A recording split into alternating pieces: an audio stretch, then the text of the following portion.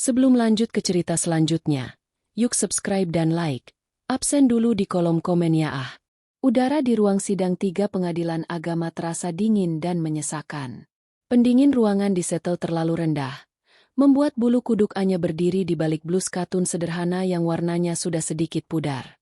Ini adalah pakaian terbaiknya yang tersisa, yang ia setrika dengan hati-hati pagi tadi dengan harapan sia-sia untuk terlihat layak. Setidaknya, layak di mata hukum. Anya duduk membeku di bangku kayu yang keras. Kerasnya bangku itu seolah menjalar ke tulang punggungnya. Satu-satunya hal yang menopangnya agar tidak rubuh. Di sampingnya, Pak Budi, pengacara pro bono yang ditugaskan negara untuknya, tampak sama lelahnya dengan tumpukan berkas di depannya. Kacamata tebalnya melorot ke pangkal hidung, dan ia sesekali menyeka keringat di pelipisnya, meski ruangan itu dingin. Ia adalah pria yang baik, tapi jelas kewalahan. Di seberang ruangan, pemandangannya kontras 180 derajat. Bramantio, mantan suaminya, pria yang pernah ia cintai lebih dari napasnya sendiri, duduk tegap. Setelan kastemade abu-abu arang memeluk bahunya yang bidang dengan sempurna. Rambutnya dipotong rapi, berkilau karena pomade mahal. Jam tangan mewah melingkar di pergelangan tangannya. Jam tangan yang Anya belikan 2 tahun lalu dari sisa warisan kecil eyangnya, sebagai hadiah ulang tahun. Di sebelah Bram, duduk pengacara Handoko. Seperti seekor hiu yang mencium darah, Handoko memancarkan aura predator yang puas. Senyum tipis, nyaris tak terlihat, bermain di bibirnya saat ia berbisik kepada Bram. Tas kulitnya yang mengilap diletakkan di samping kakinya, penuh dengan amunisi yang telah ia tembakkan tanpa ampun selama 3 bulan terakhir. 3 bulan yang terasa seperti 3 dekade penyiksaan. Anya menunduk, memfokuskan pandangannya pada urat-urat di punggung tangannya sendiri. Tangannya kapalan. Tangan yang dulu merawat Bram saat sakit tifus. Tangan yang mengetik proposal bisnis untuk perusahaan rintisan Bram hingga larut malam. Tangan yang menanam mawar di halaman depan rumah mereka. Rumah mereka. Anya menelan ludah. Rasa pahit memenuhi kerongkongannya.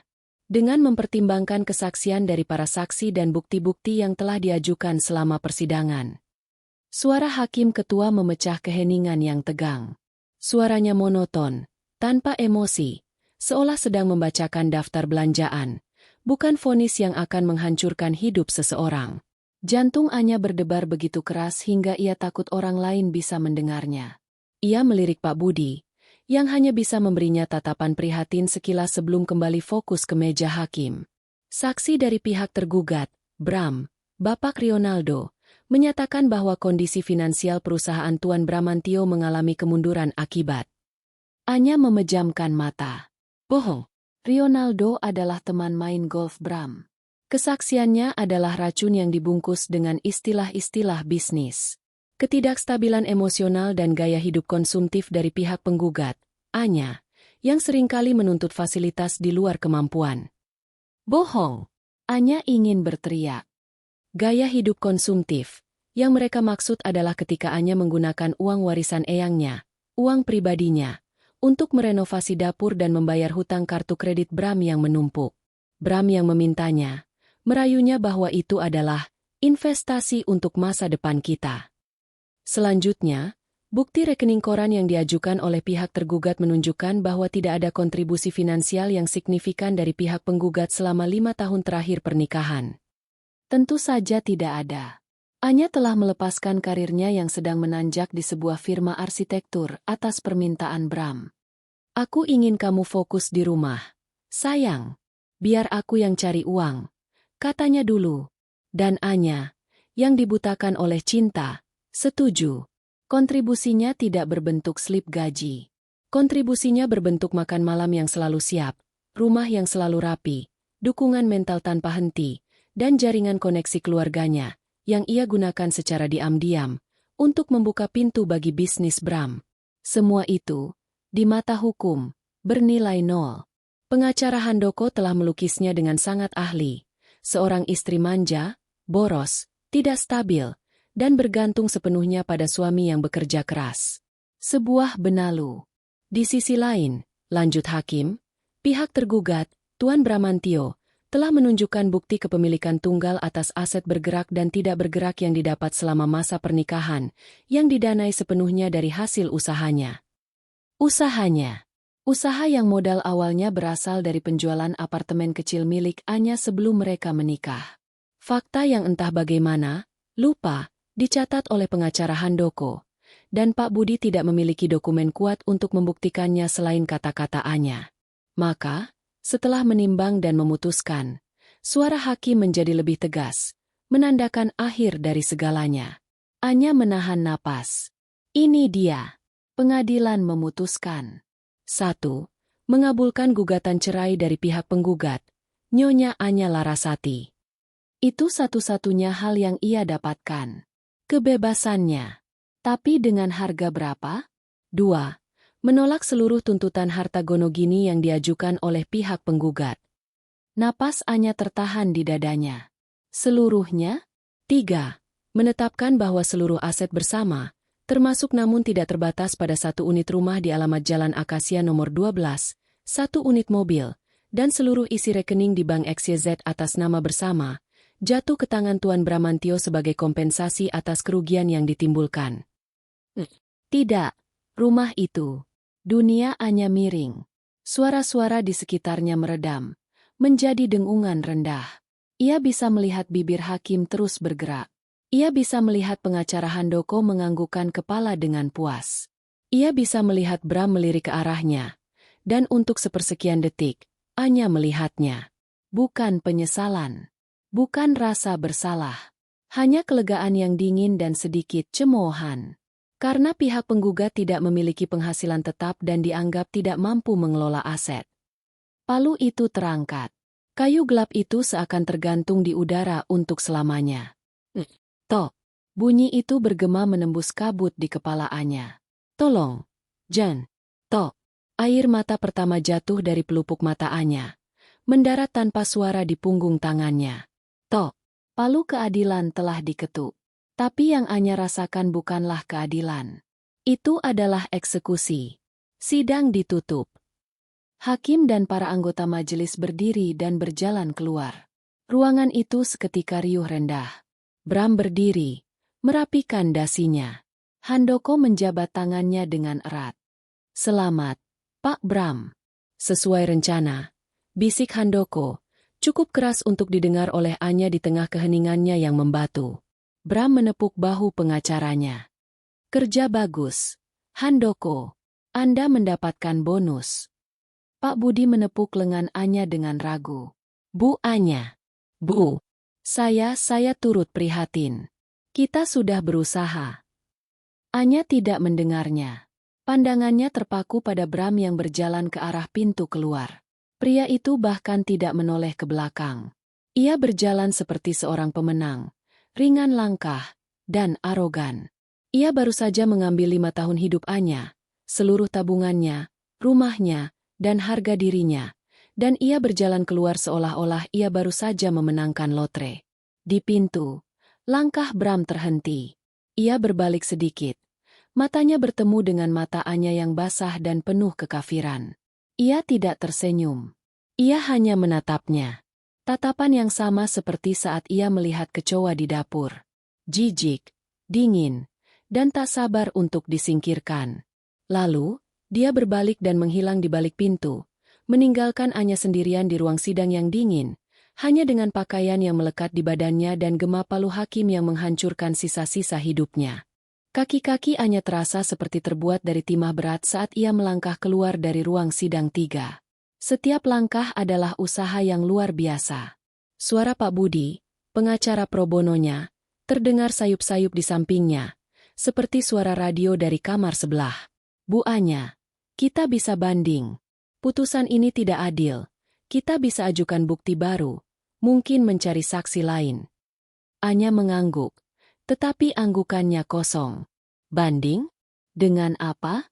Pak Budi adalah pria yang baik hati. Tapi dia bertarung melawan tank dengan bersenjatakan tusuk gigi.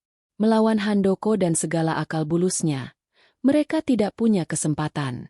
Pak Budi sepertinya menyadari tatapan kosong Anya. Ia menghela napas. Suaranya melembut. Bu, saya tahu ini berat.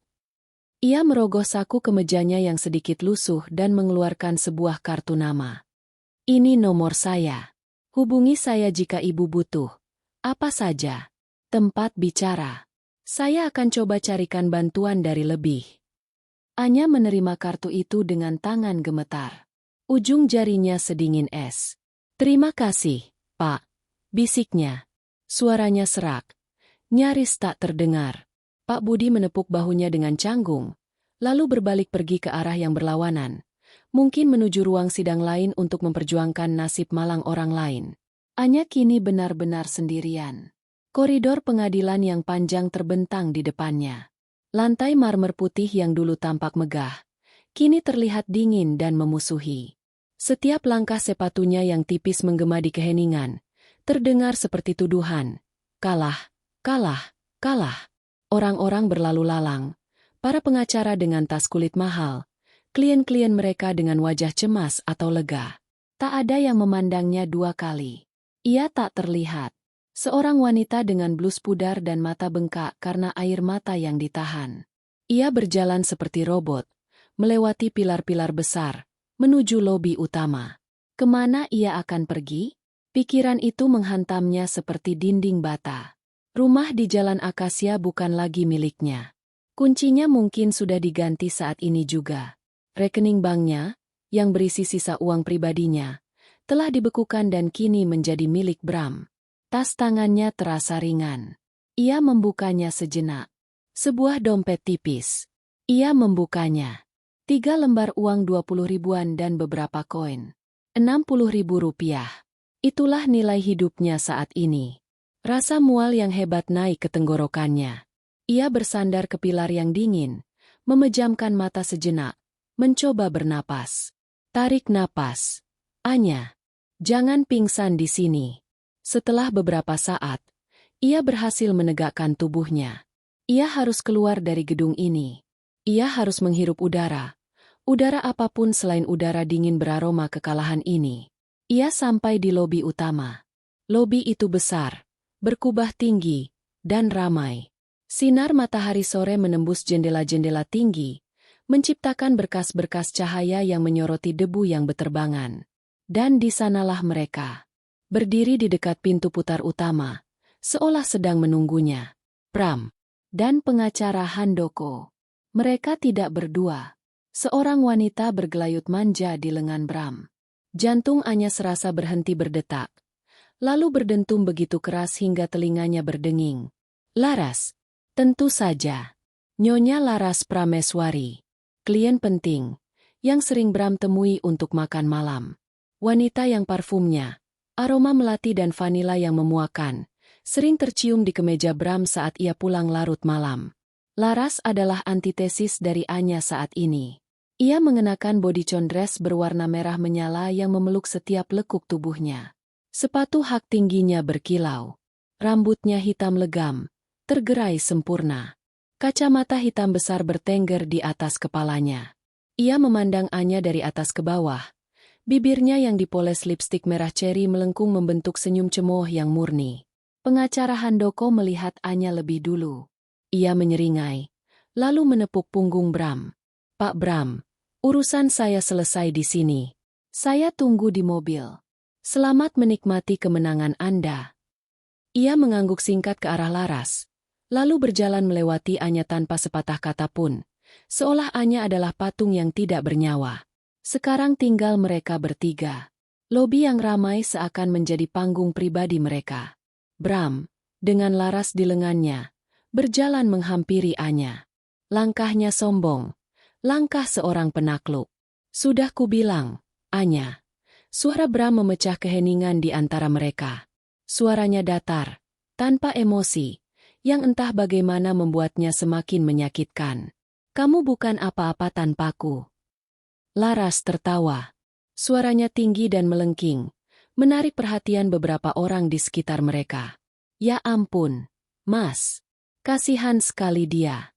Lihat bajunya. Kusam sekali. Seperti baju pelayan. Anya hanya bisa berdiri mematung. Rasa malu, marah, dan duka bercampur aduk menjadi racun yang melumpuhkannya. Ia ingin lari, tapi kakinya terpaku di lantai. Bram menatapnya sejenak. Lalu tangannya masuk ke saku celana setelannya. Ia mengeluarkan sebuah amplop coklat tipis yang sudah lecek. Amplop yang biasa digunakan untuk memberi angpau lebaran untuk tukang sampah. Dengan gerakan kasar, Bram mendorong amplop itu ke dadaannya, membuatnya terhuyung mundur selangkah. "Ini," kata Bram, suaranya dingin menusuk. "Untuk ongkos bus." Anya bisa merasakan beberapa koin dan lembaran uang tipis di dalamnya. Mungkin sisa uang kembalian parkir Bram. Penghinaan ini begitu dalam, begitu luar biasa, hingga air mata yang susah payah ia tahan akhirnya mendesak keluar. "Setidaknya aku masih berbaik hati," lanjut Bram. Ia menatap Anya yang mulai gemetar. Air mata mengalir di pipinya. Wajahnya mengeras. Rasa jijik terlihat jelas di matanya. Siapa yang mau sama kamu sekarang?" Cemoohnya. "Lihat dirimu. Hancur. Miskin gembel." Dia mencondongkan tubuhnya lebih dekat. Laras tertawa lagi di sampingnya, menikmati setiap detik pertunjukan itu. Suara Bram turun menjadi bisikan yang kejam, hanya untuk didengar Anya. "Mana ada yang mau sama wanita gembel kayak kamu?" Teriakan tertahan itu menggema di telinga Anya. Kata-kata itu adalah paku terakhir di peti matinya. Tubuhnya bergetar hebat. Ia ingin membalas, ingin berteriak, ingin menampar wajah sombong itu. Tapi yang keluar hanyalah isak tangis yang tertahan. Ia telah kehilangan segalanya. Rumahnya, uangnya, harga dirinya. Bram dan Laras tertawa bersamaan, puas dengan kehancuran total yang telah mereka ciptakan. Mereka berbalik, hendak melangkah pergi, meninggalkan Anya untuk terpuruk sendirian di lobi pengadilan. Pintu putar kaca di dekat mereka berputar dengan cepat. Hawa panas dari luar Jakarta masuk, membawa serta kebisingan lalu lintas. Tap, tap, tap. Langkah kaki yang mantap dan berirama terdengar di lantai marmer. Berat, tenang, dan penuh otoritas. Langkah kaki itu menghentikan tawa Bram dan Laras. Mereka menoleh, sedikit kesal karena kemenangan mereka diganggu. Seorang pria parubaya berdiri di ambang pintu. Ia tidak tinggi, tapi perawakannya memancarkan aura yang membuat orang-orang tanpa sadar menyingkir. Rambutnya kelabu di pelipis, disisir rapi ke belakang. Setelan hitam yang ia kenakan terlihat sederhana namun sempurna, dijahit dari bahan berkualitas tinggi yang membuat setelan Bram tampak murah. Wajahnya tenang, nyaris tanpa ekspresi, seperti diukir dari batu granit.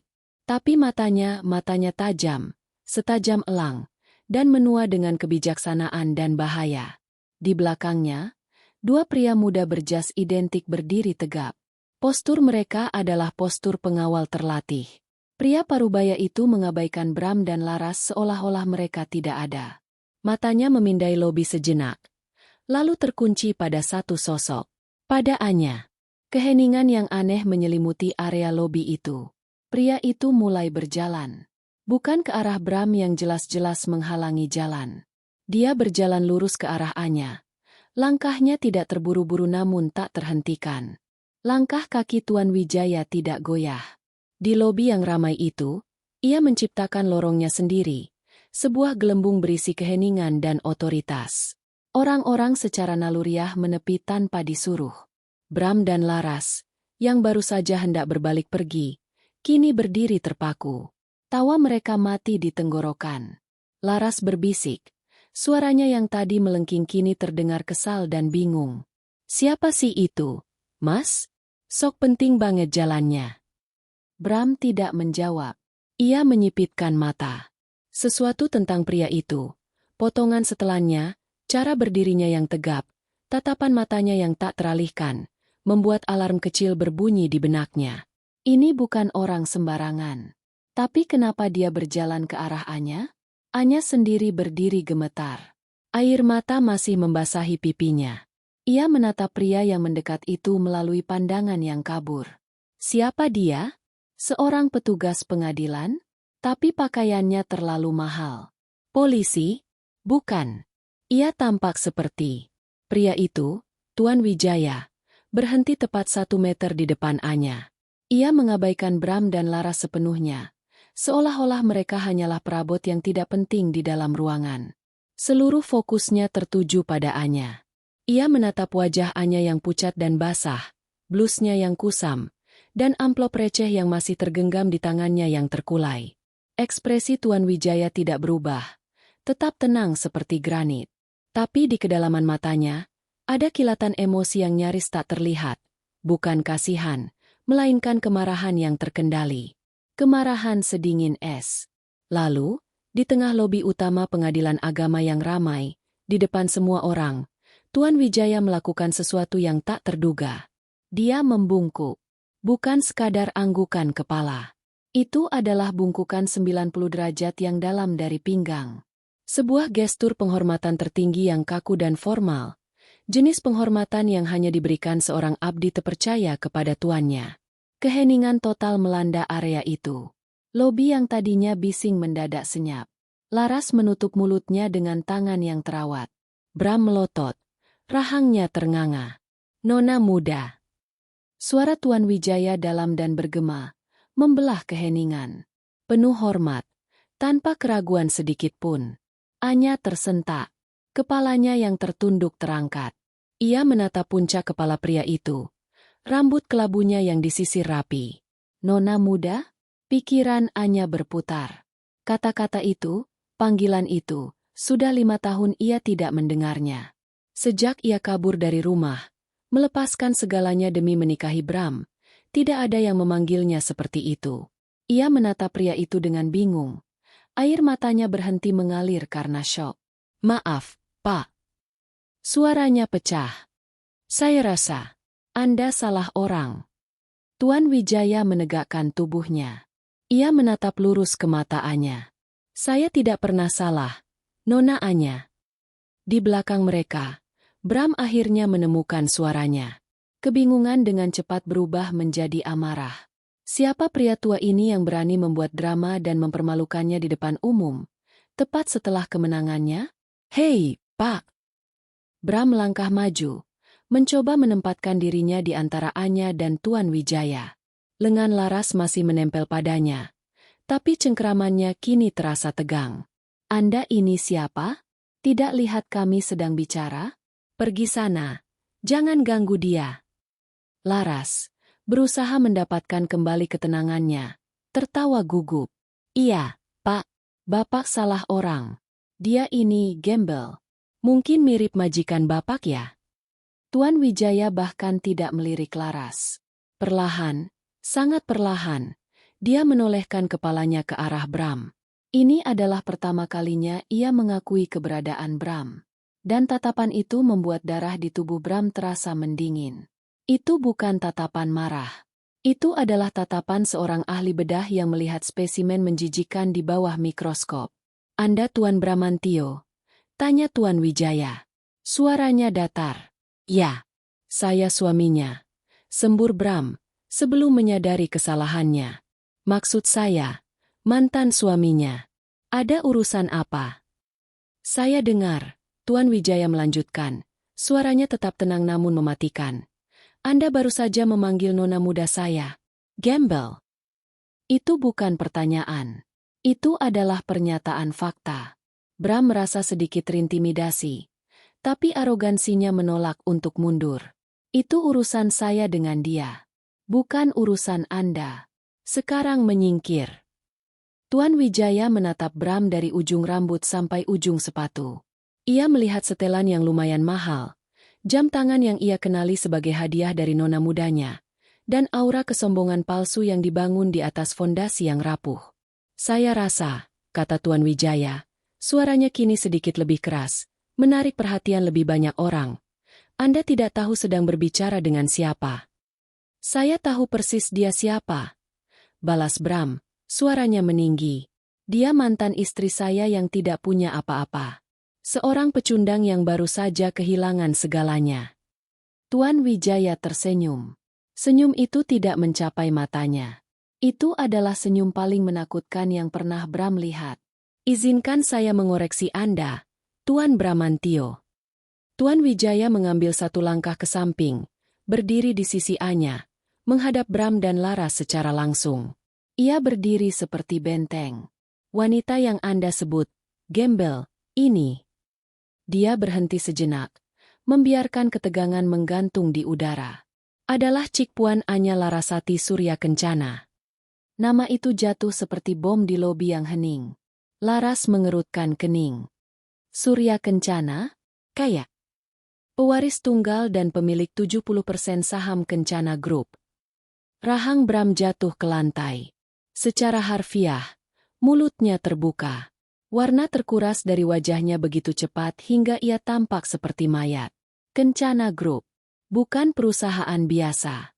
Itu adalah salah satu dari 5 konglomerat terbesar di Asia Tenggara.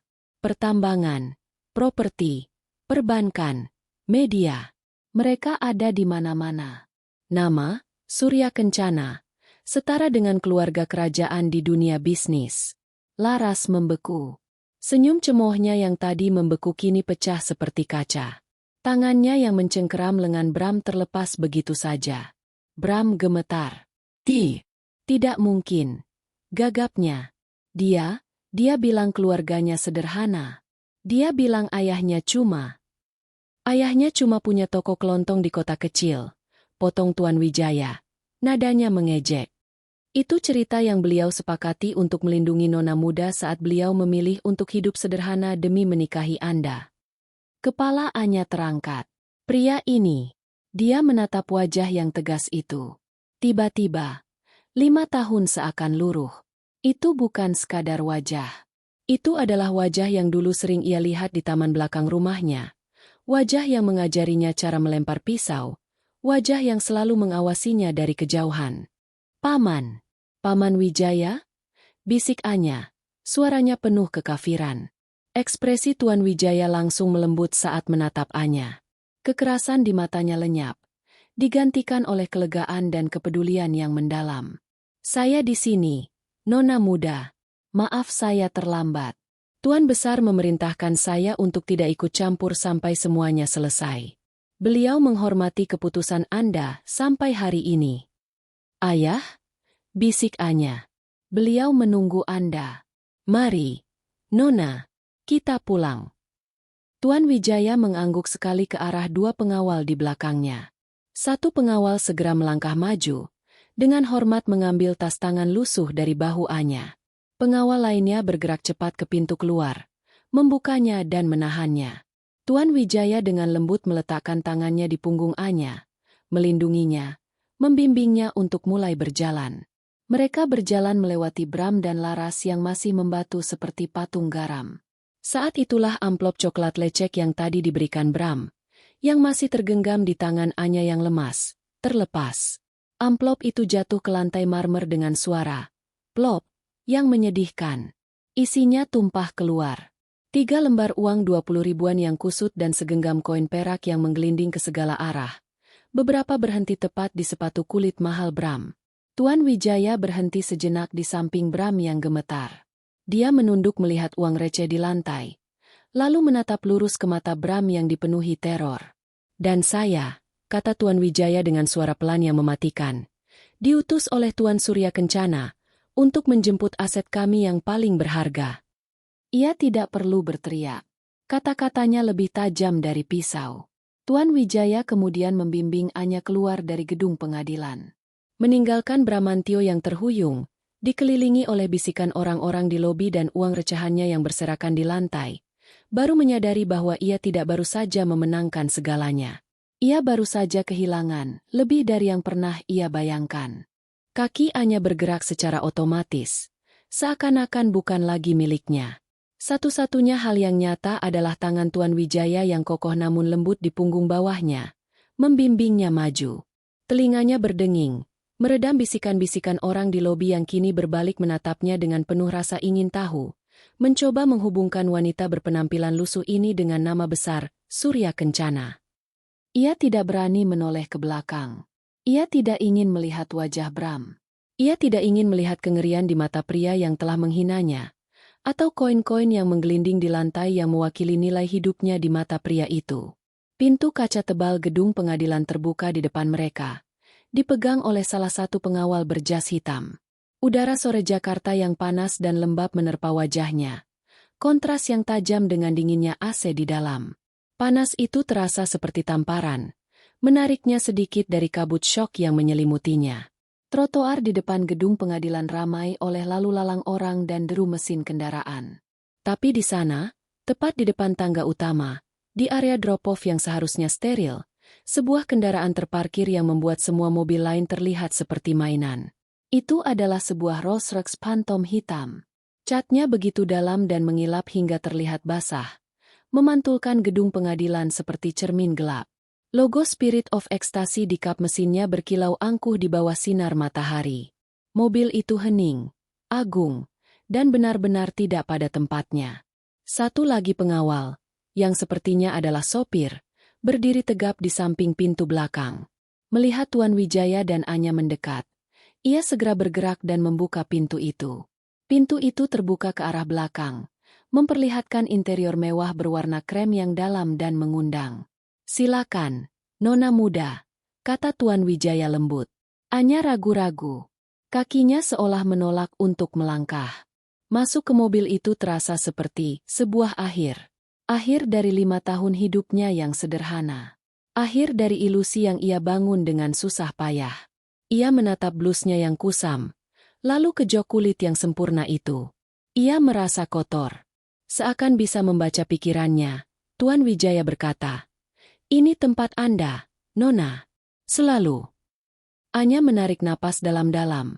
Napas gemetar pertama yang terasa benar-benar masuk ke paru-parunya. Ia menunduk dan melangkah masuk. Rasanya seperti memasuki dunia lain. Saat pintu ditutup dengan bunyi, tung, yang solid dan nyaris tak terdengar, semua kebisingan Jakarta lenyap seketika. Hening. Hanya ada desisan pelan dari AC dan aroma samar kulit mahal serta kayu bur walnut. Tuan Wijaya masuk dari sisi lain dan duduk di seberangnya, di kursi yang menghadap ke belakang, sementara pengawal pertama duduk di kursi penumpang depan. Mobil itu meluncur mulus. Begitu mulus hingga Anya nyaris tidak merasakan gerakan. Ia menatap keluar jendela yang sedikit gelap. Gedung pengadilan agama mengecil di belakangnya. Ia melihat sosok Bram yang tersandung keluar dari pintu lobi, terlihat kecil dan putus asa. Laras mengekor di belakangnya seperti bayangan yang kebingungan.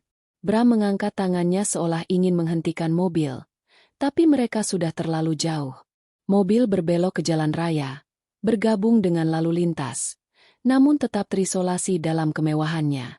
Anya akhirnya menatap pria di depannya. Paman Wijaya. Suaranya masih serak. Ayah tahu."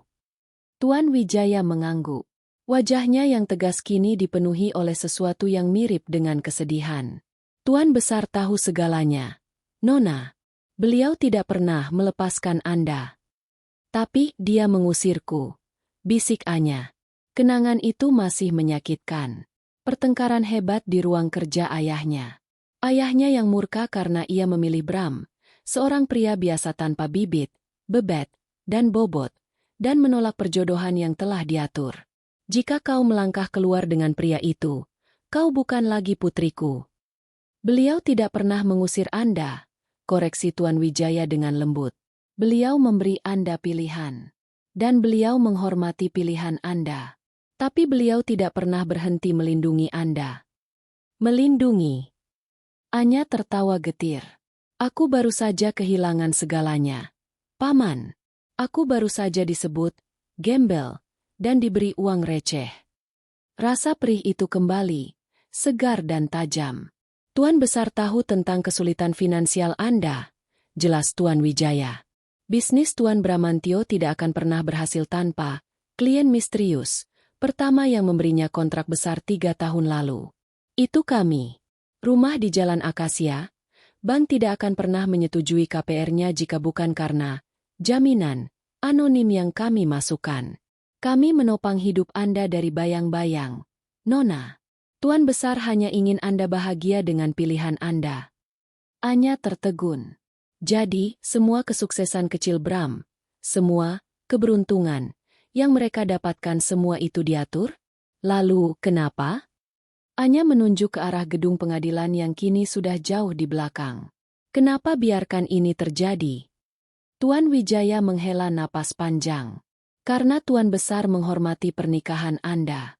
Selama Anda masih istri sah Tuan Bramantio, Tuan Besar tidak mau ikut campur secara langsung. Itu akan mempermalukan Anda. Ia berhenti sejenak. Matanya menjadi gelap. Tapi 3 bulan lalu, kami mendapat kabar bahwa Tuan Bramantio berselingkuh. Dan dia mulai memindahkan aset atas nama Anda ke rekening pribadinya.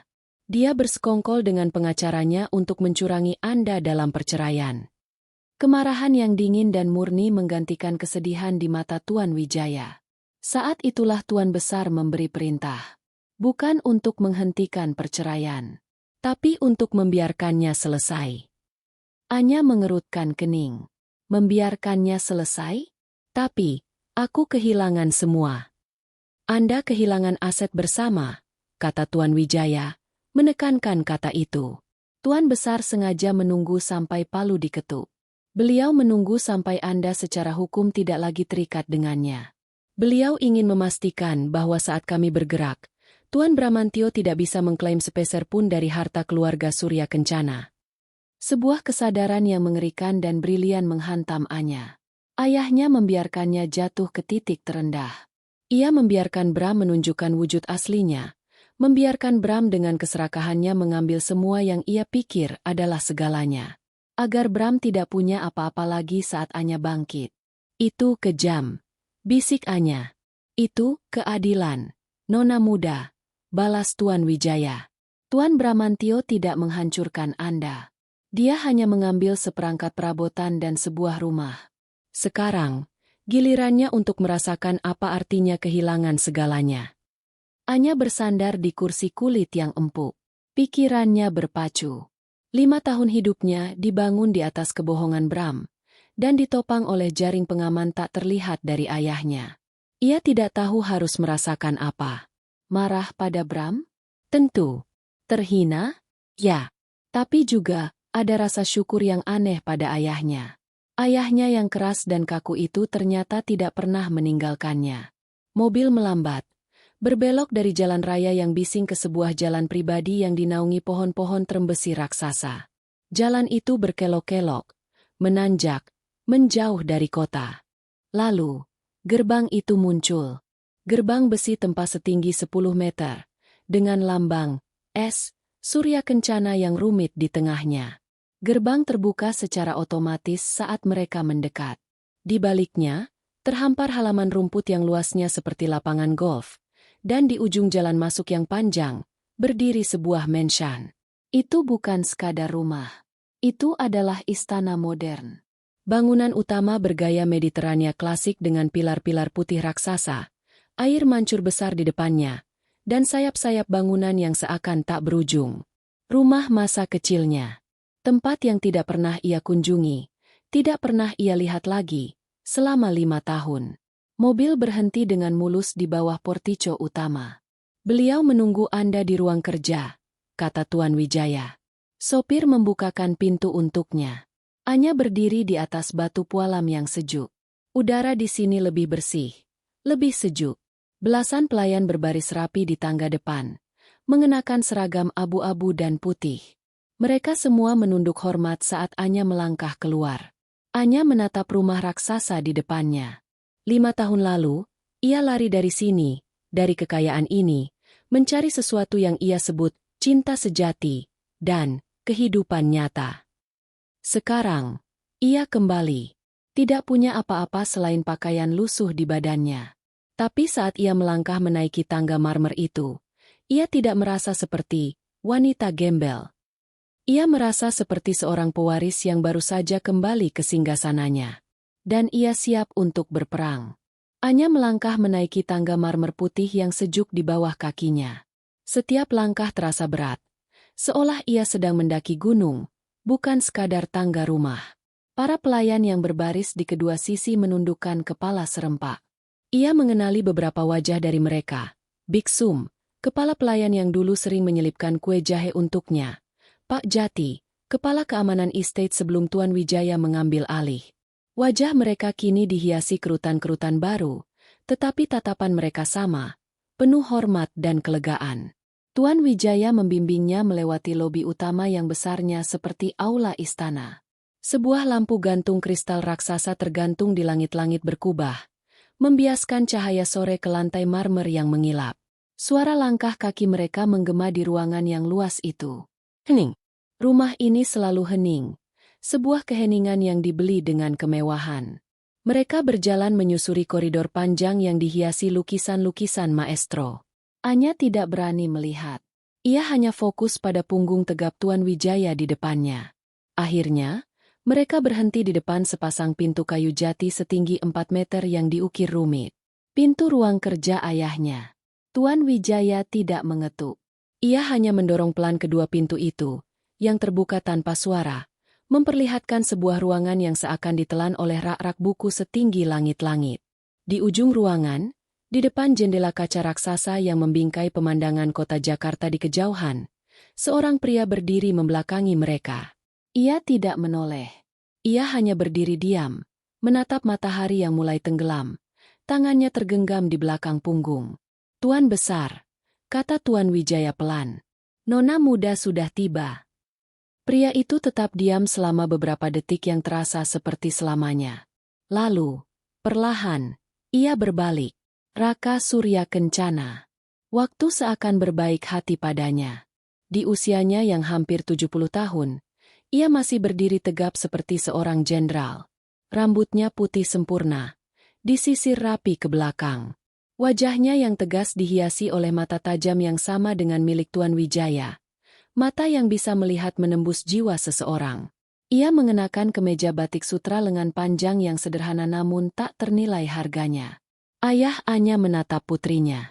Tatapannya menyapu penampilan Anya dari atas ke bawah. Blus katun yang kusam, celana bahan yang warnanya sudah pudar, sepatu flat yang usang di bagian tumitnya. Ia melihat mata Anya yang bengkak karena menangis, bahunya yang terkulai karena kalah, dan pipinya yang sedikit lebih tirus daripada yang ia ingat. Anya berdiri kaku di ambang pintu.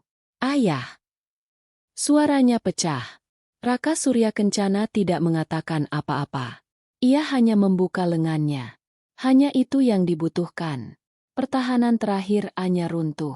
Isak tangis yang ia tahan sejak di pengadilan, di lobi, di mobil, kini meledak tak tertahankan. Ia berlari kecil melintasi karpet Persia yang tebal itu dan menubruk pelukan ayahnya. "Ayah! Ayah, maafkan aku." Ia menangis terseduh-seduh di dada kemeja ayahnya yang mahal, mencengkeram kain itu seolah hidupnya bergantung padanya. Tangan Raka yang besar dan hangat terangkat, mengelus kepala putrinya dengan gerakan yang kaku, seolah sudah lama tidak melakukannya, namun penuh kasih. "SSHH," desisnya pelan. "Kau di rumah. Kau aman sekarang." Aku, dia mengambil semuanya." Isak Anya. "Dia tidak mengambil apa-apa." Suara Raka dalam dan bergetar, penuh dengan otoritas yang tak terbantahkan. "Dia hanya mengambil mainan yang kita pinjamkan padanya." Empah. Mereka berdiri seperti itu untuk waktu yang lama. Anya menumpahkan semua rasa sakit, penghinaan, dan ketakutannya selama 5 tahun. Raka Surya Kencana hanya berdiri diam, membiarkan putrinya melepaskan semuanya, menahan badai itu dengan tubuhnya yang kokoh. Akhirnya, isak tangis Anya mereda menjadi getaran napas yang tersengal-sengal. Raka dengan lembut memegang bahu Anya dan mendorongnya sedikit ke belakang agar bisa menatap wajahnya. "Sudah?" tanyanya lembut. Anya mengangguk, menyeka air matanya dengan punggung tangan. Malu dengan pakaiannya yang kotor kini menodai batik ayahnya. "Bagus," kata Raka. Nada suaranya berubah. Kelembutan itu hilang, digantikan oleh baja. "Sekarang, cuci mukamu. Kau terlihat menyedihkan." Anya tersentak oleh kata-kata kasar itu, tapi ia melihat kilatan di mata ayahnya. Itu bukan hinaan. Itu adalah perintah untuk bangkit. "Biksum," panggil Raka. Suaranya menggema tanpa perlu berteriak. Kepala pelayan itu muncul di pintu seolah sudah menunggu di sana. "Bawa nona muda ke kamarnya. Siapkan air mandi. Panggil tim stylist pribadi saya. Suruh mereka bawa semuanya." "Baik, Tuan Besar." Dan suruh tim hukum kita berkumpul di ruang rapat utama dalam 1 jam. Tambahnya, kini menatap Tuan Wijaya yang masih berdiri diam di pintu. Seluruhnya, termasuk divisi investigasi. Baik, Tuan. Tuan Wijaya membungkuk dan menghilang. Biksu mendekati Anya dengan senyum keibuan. Mari, Nona. Anya menatap ayahnya sekali lagi. Ayah aku. Kita bicara nanti, Anya. Potong Raka. Pergi. Berubahlah kembali menjadi Surya Kencana. Aku tidak mau melihat wanita lemah ini lagi di rumahku. Amanat itu jelas. Anya mengangguk. Kali ini dengan tekad baru. Ia mengikuti Biksum keluar dari ruang kerja. Kamarnya, kamar masa kecilnya, persis seperti saat ia tinggalkan 5 tahun lalu. Dinding berwarna krem lembut, tempat tidur king size dengan 4 tiang, dan walk-in closet yang lebih besar dari seluruh apartemen pertamanya dengan Bram. Di atas tempat tidur, sudah tergeletak 1 set pakaian baru, bathrobe sutra tebal dan pakaian dalam yang mewah. Air hangatnya sudah siap, Nona, kata Biksum, menunjuk ke pintu kamar mandi marmer. Anya masuk ke kamar mandi. Saat itulah, untuk pertama kalinya dalam 5 tahun, ia benar-benar bercermin. Bukan di cermin kamar mandi kontrakan yang berkarat, tapi di cermin setinggi dinding yang diterangi cahaya sempurna. Ia melihat wanita yang digambarkan Bram. Wajahnya pucat, lingkaran hitam di bawah matanya. Rambutnya yang panjang tergerai kusut dan tak bernyawa. Ia adalah gambaran seorang korban. Rasa jijik, bukan pada dirinya, tapi pada wanita yang membiarkan dirinya dihancurkan ini, muncul di hatinya. Ia menanggalkan pakaiannya yang lusuh, pakaian dari kehidupannya yang dulu, dan melemparkannya ke sudut. Ia melangkah masuk ke bak mandi porselen yang besar. Air panas yang beraroma eukaliptus langsung menyelimutinya. Ia menggosok tubuhnya sampai merah, seolah ingin menghapus jejak 5 tahun terakhir, menghapus sentuhan Bram, menghapus penghinaan di lobi pengadilan. 45 menit kemudian, ia keluar. Di ruang walk-in closetnya, 3 orang, 2 wanita dan 1 pria, sudah menunggu dengan rak-rak pakaian baru. Mereka adalah tim pribadi ayahnya. Selamat datang kembali, Nona Surya Kencana, kata pria itu, stylist utama. Tuan Besar berpesan, Anda harus terlihat seperti pemilik. Mereka bekerja dengan cepat. Rambut Anya yang panjang dan tak terurus dipotong. Sentuhan gunting yang tajam terasa seperti memutus masa lalu. Rambutnya kini dipotong sebahu dengan model bob yang tegas dan modern, membingkai wajahnya yang kini terlihat lebih tirus namun lebih kuat.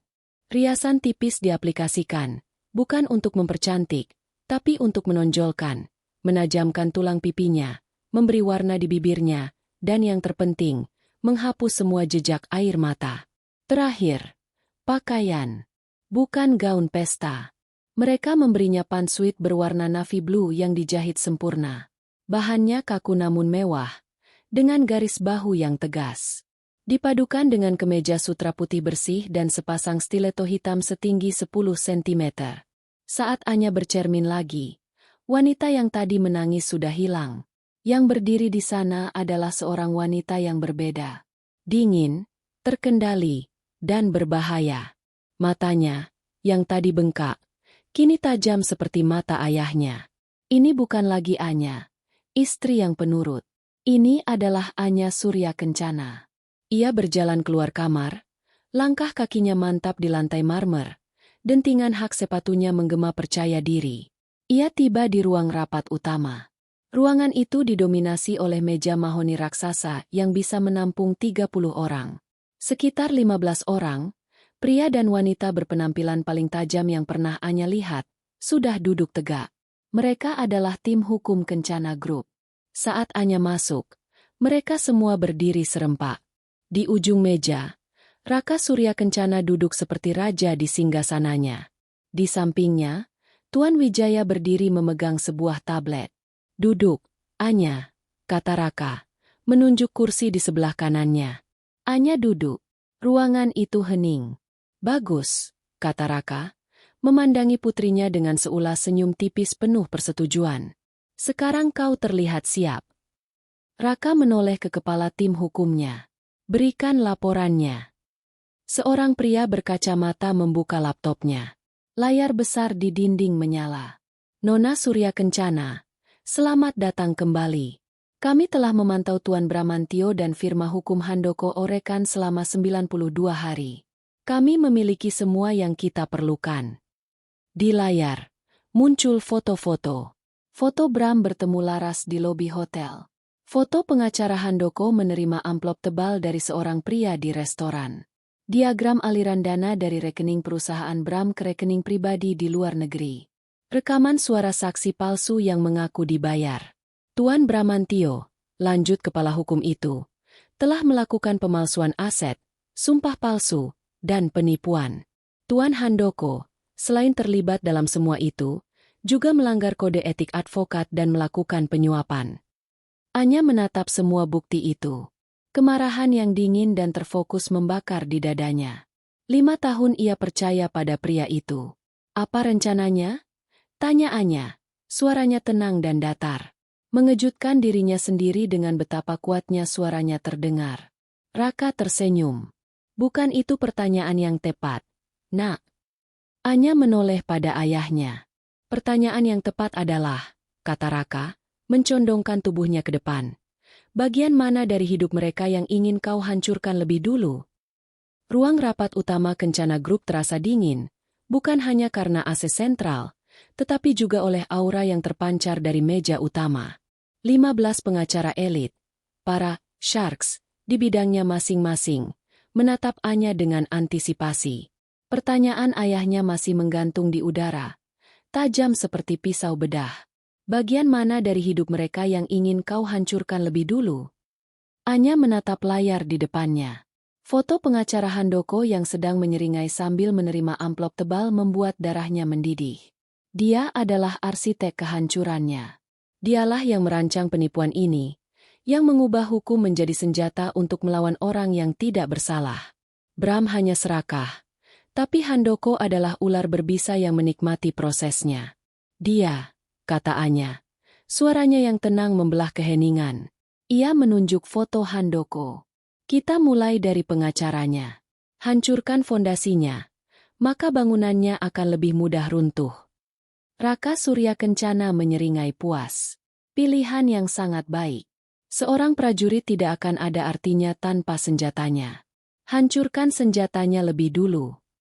Ia menoleh ke kepala tim hukum, Tuan Adnan. Adnan. Bagaimana kita melumpuhkannya?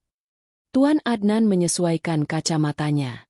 Sudah kami siapkan, Tuan Besar. Tuan Handoko memiliki 2 kelemahan fatal, keserakahan dan kesombongan. Dia bangga bisa mengatur kasus. Kita akan gunakan itu melawannya. Rencana itu dijabarkan dengan presisi militer. 3 hari kemudian. Kantor firma hukum Handoko Orekan adalah sebuah ruko mewah di kawasan bisnis sekunder. Terlihat sukses, tetapi tidak di level Kencana Group. Handoko sedang duduk di kantornya yang berantakan, kakinya di atas meja, sambil menghisap cerutu murah. Kemenangannya atas Anya Surya Kencana, atau yang ia kenal sebagai Anya si istri miskin, membuatnya merasa tak terkalahkan. Sekretarisnya masuk dengan gugup. Pak, ada klien baru. Dia bilang ini sangat mendesak dan bayarannya besar. Dia menolak bertemu dengan asosiate. Hanya mau bertemu Bapak. Handoko menggerutu. Kesal karena istirahatnya terganggu. Siapa namanya? Dia hanya bilang namanya Pak Hartono. Dari Sinar Harapan Investasi. Handoko langsung menurunkan kakinya. Sinar Harapan Investasi. Itu perusahaan investasi butik yang sedang naik daun, terkenal agresif dan misterius.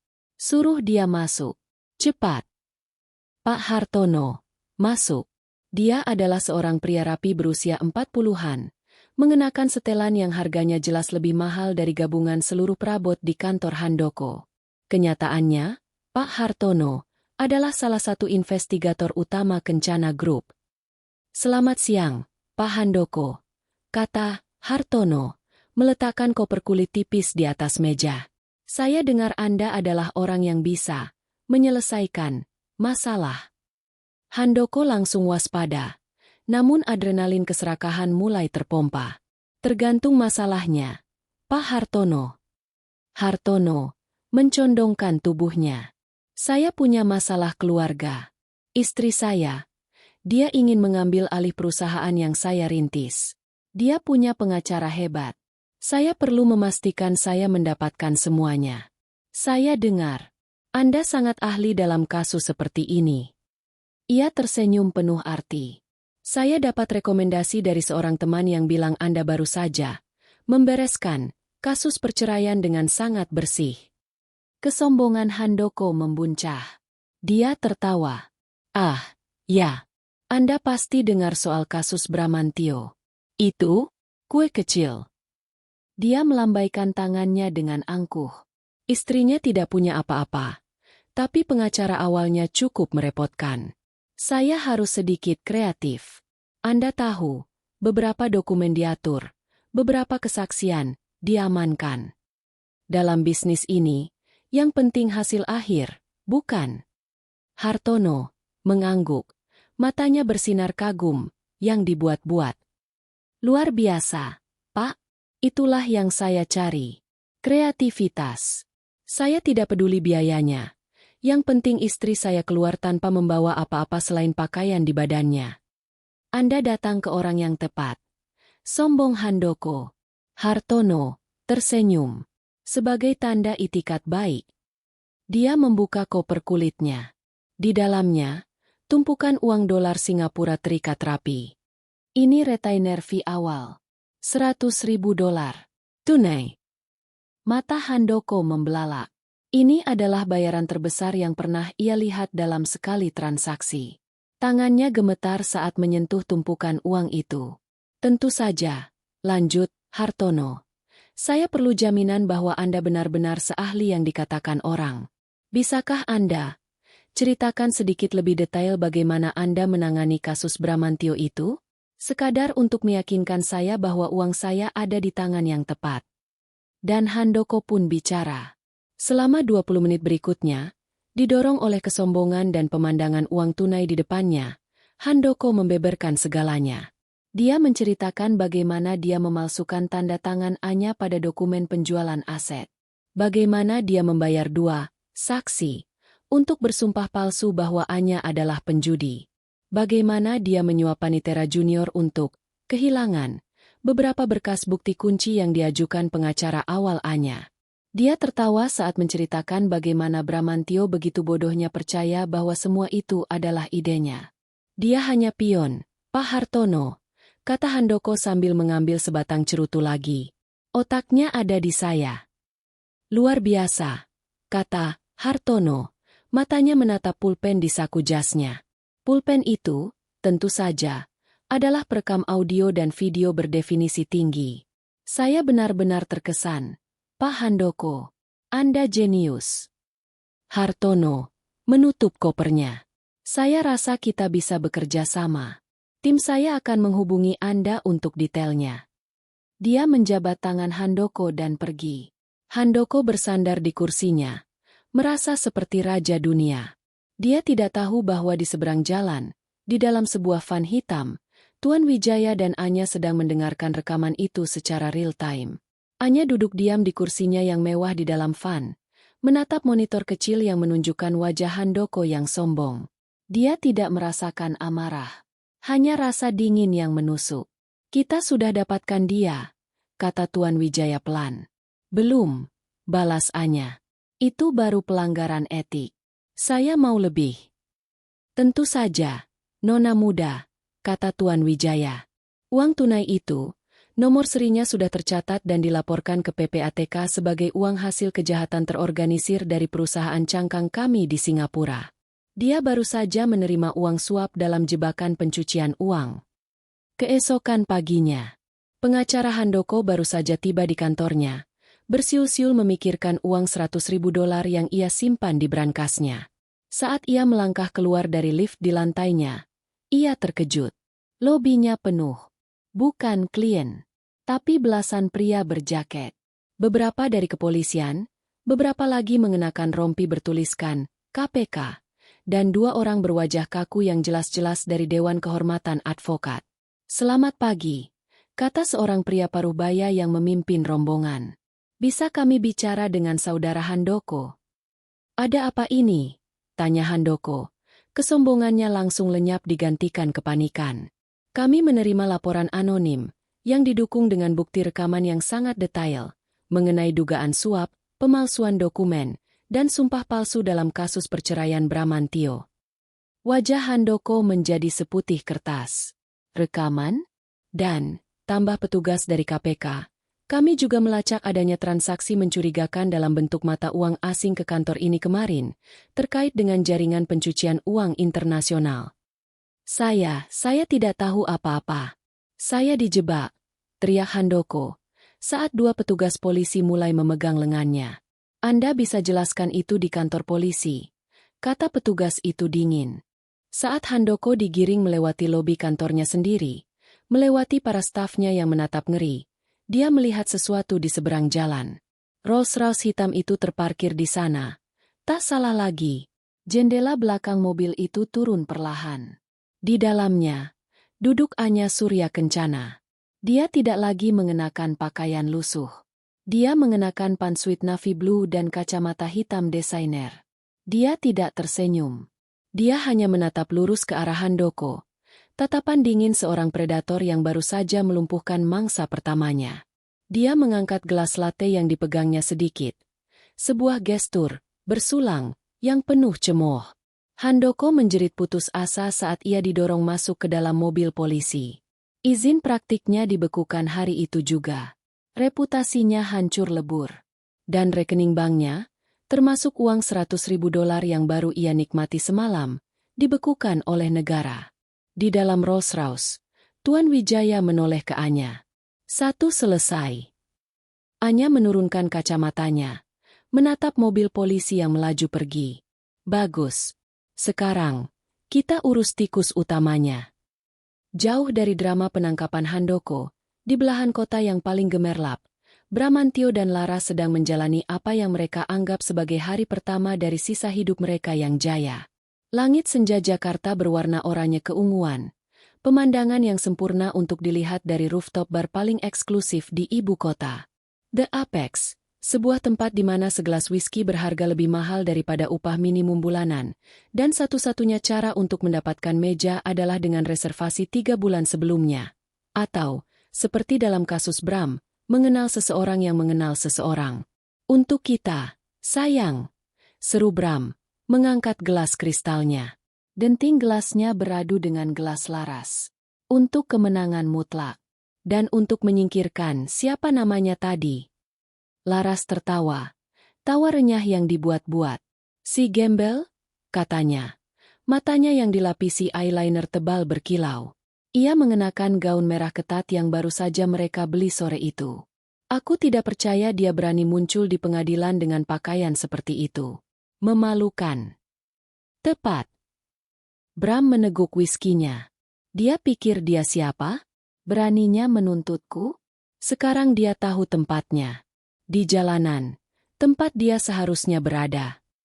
Bram merasa mabuk, bukan hanya karena alkohol mahal, tetapi juga karena kekuasaan. Dia telah menang. Dia telah mengalahkan Anya, mengambil rumah, dan mengamankan semua asetnya. Pengacara Handoko memang jenius. Mahal, tapi sepadan. Dia harus mentraktir Handoko minum-minum nanti.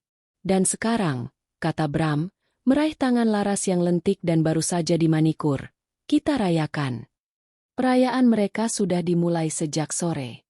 Begitu putusan diketuk, Bram langsung membawa Laras ke mall paling mewah. Dia membelikan Laras tas tangan Birkin yang sudah lama diidamkannya, membayarnya dengan menggesek kartu kredit limitless yang terhubung dengan rekening perusahaannya. Dia membelikan Laras sepasang sepatu Louboutin dengan sol merahnya yang ikonik. Dan tentu saja, gaun merah yang sedang dipakainya. Untuk dirinya sendiri, Bram membeli jam tangan Patek Philippe baru. Sebuah simbol status yang ia rasa pantas ia dapatkan. Kini, di The Apex, mereka memesan makanan terbaik, caviar beluga, steak wagyu A5, dan sebotol champagne Dom Perignon. Tagihannya, Bram tahu, akan sangat besar. Mungkin mencapai ratusan juta rupiah. Tapi apa pedulinya? Dia kaya. Dia baru saja bertambah kaya. Aku memikirkan sesuatu, kata Laras, mengaduk-aduk caviar di piringnya. Rumah itu, warnanya agak norak, ya? Aku pikir kita harus merenovasi total. Mungkin kita hancurkan saja kolam ikan koi jelek kesayangan Anya itu dan kita buat infinity pool. Bram tertawa terbahak-bahak. Ide bagus. Sayang. Hancurkan saja. Ratakan dengan tanah. Kita akan bangun istana kita sendiri. Mereka makan dengan lambat, menikmati setiap gigitan, menikmati pemandangan kota yang berkelip di bawah mereka, menikmati rasa kemenangan mereka. Para pelayan melayani mereka dengan hormat, memanggilnya Tuan Bramantio dengan penuh deferensi. Inilah hidup. Akhirnya, setelah dessert souffle coklat yang mewah, Bram memberi isyarat kepada pelayan untuk meminta tagihan. Pelayan itu datang dengan sebuah map kulit hitam yang elegan. Bram bahkan tidak melihat angka di dalamnya. Dia hanya mengeluarkan kartu kredit platinumnya, kartu utama yang ia gunakan untuk semua pengeluaran besar, dan menyerahkannya dengan santai. Tunggu sebentar, Tuan, kata pelayan itu dan pergi. Bram bersandar, menyesap sisa champagne-nya. Setelah ini, kita ke hotel, seru Laras. Kita pesan presidential suite di seberang. Apapun yang kamu mau, sayang, kata Bram. Beberapa menit berlalu. Pelayan tadi kembali. Namun kali ini wajahnya terlihat sedikit canggung. Di belakangnya, berdiri manajer restoran. Maaf, Tuan Bramantio, kata pelayan itu pelan. Ada sedikit masalah. Masalah apa? Tanya Bram, alisnya bertaut. Kartu Anda ditolak. Bram terdiam sejenak. Ditolak? Itu tidak mungkin. Coba lagi. Mungkin mesin kalian rusak. Pelayan itu terlihat semakin tidak nyaman. Kami sudah coba 3 kali. Pak, ditolak. Bram mendengus kesal. Suara-suara di meja sebelah seakan mengecil. Dasar bank tidak becus. Sebentar. Dia merogoh dompetnya lagi dan mengeluarkan kartu kredit titanium lain. Pakai yang ini. Yang ini limitnya lebih besar. Pelayan itu mengambilnya dan pergi bersama manajer. Laras menatap Bram. Senyumnya sedikit memudar. Ada apa, Bram? Bukan apa-apa. Paling-paling kesalahan sistem, kata Bram, mencoba terdengar santai. Meskipun sebutir keringat dingin mulai terbentuk di pelipisnya. Manajer itu kembali. Kali ini lebih cepat. Wajahnya kaku. Maaf, Pak. Yang ini juga ditolak. Sekarang, Bram benar-benar duduk tegak. Apa-apaan ini? Panggil banknya. Pasti ada kesalahan. Kami sudah menelepon pihak bank, Pak. Kata manajer itu. Suaranya kini dingin dan resmi. Mereka bilang bukan kesalahan sistem. Transaksi diblokir. Diblokir? Kenapa diblokir? Suara Bram mulai meninggi, menarik perhatian beberapa tamu lain. Mereka tidak bisa memberitahu kami. Pak, privasi nasabah. Laras menatapnya. Matanya menyipit. Bram, kamu bayar, kan? Tentu saja aku bayar, bentak Bram. Rasa malu mulai menjalari lehernya. Dia merogoh dompetnya dengan panik. Kartu debit. Coba ini. Ini kartu debit dari rekening utamaku. Manajer itu mengambilnya. Wajahnya skeptis. Dia menggeseknya di mesin edisi portabel yang dibawanya. BPay. BPay. BPay. Insufficient funds. Dana tidak cukup, kata manajer itu datar. Bram membeku. Itu tidak mungkin. Tadi pagi, di rekening itu ada lebih dari 2 miliar rupiah. Coba lagi. Manajer itu menggeseknya lagi. Hasilnya sama. Ini konyol, teriak Bram, kini berdiri. Saya ini Bramantio. Saya punya uang. Tuan, kata manajer itu tegas. 2 petugas keamanan restoran kini mulai bergerak mendekat. Tagihan Anda sebesar 147 juta rupiah. Anda harus membayarnya. Bram, desis Laras. Suaranya kini terdengar tajam dan tidak lagi manis. Ada apa ini? Jangan bilang kamu membawaku ke sini tanpa punya uang. Aku punya uang. Laras. Diamlah. Bentak Bram. Dia mengeluarkan ponselnya. Tangannya gemetar. Dia mencoba membuka aplikasi mobile bankingnya. Login gagal. Akun Anda dibekukan untuk sementara. Dibekukan? Ponselnya berdering. Nomor tidak dikenal. Dia mengangkatnya dengan kasar. Halo. Selamat malam. Apa saya bicara dengan Tuan Bramantio? Suara di seberang terdengar profesional dan dingin. Ya, siapa ini? Saya dari Departemen Kepatuhan Hukum Bank Sentral Asia. Kami menghubungi Anda untuk menginformasikan bahwa seluruh aset Anda, termasuk rekening pribadi, rekening perusahaan, dan semua fasilitas kredit atas nama Anda, telah dibekukan efektif pukul 15 sore ini. Apa? Atas dasar apa? Teriak Bram. Seluruh restoran kini menatapnya. Berdasarkan surat perintah pengadilan baru, nomor 402 PDTG 2023 Pak JS, yang diajukan pagi ini. Kami menerima perintah penyitaan aset sementara sambil menunggu penyelidikan atas tuduhan penipuan aset, pemalsuan dokumen, dan sumpah palsu dalam kasus perceraian Anda sebelumnya. Bram merasa seluruh darah ditarik dari wajahnya.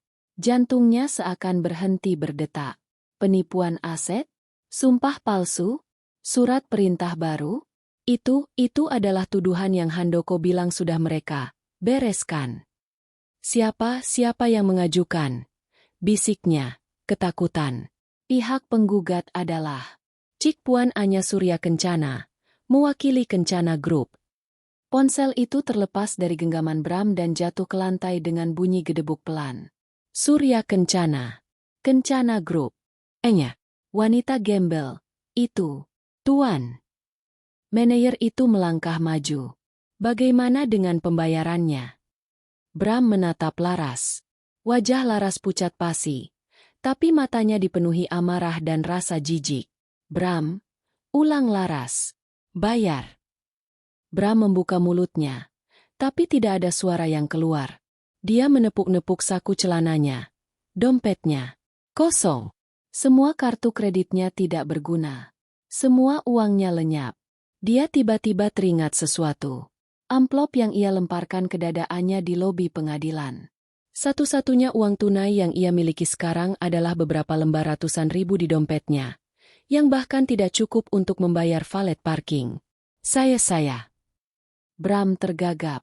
Petugas keamanan. Panggil manajer itu dengan suara keras.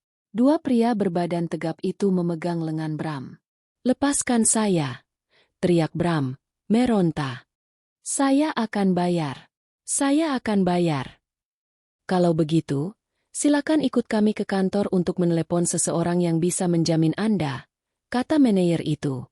Saat mereka menyeret Bram melewati meja-meja, Laras bahkan tidak melihatnya. Dia meraih tas Birkin barunya di kursi, memegangnya erat-erat seolah takut tas itu akan ikut disita.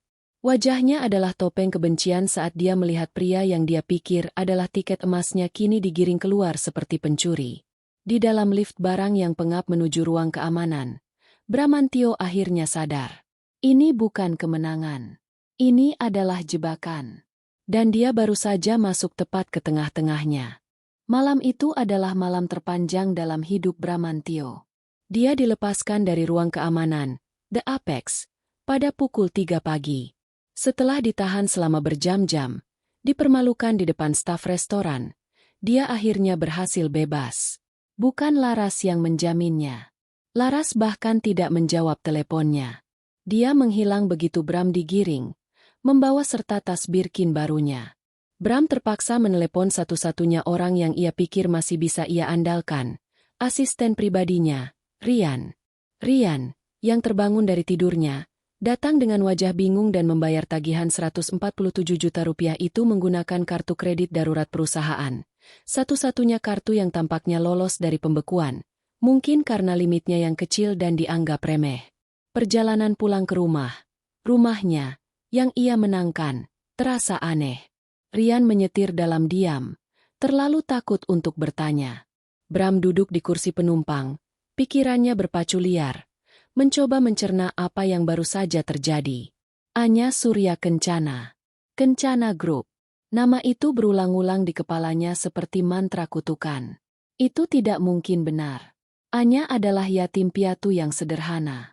Seorang gadis desa yang ia temui di universitas, yang rela melepaskan beasiswa S2-nya agar bisa bekerja serabutan untuk mendukung Bram membangun bisnisnya. Dia gembel. Dia tidak punya apa-apa. Kecuali dia berbohong. Selama 5 tahun, dia telah berbohong padanya. Pikiran itu membuat Bram lebih mual daripada whisky mahal yang diminumnya. Seluruh hidupnya bersamanya adalah kebohongan. Tapi kenapa?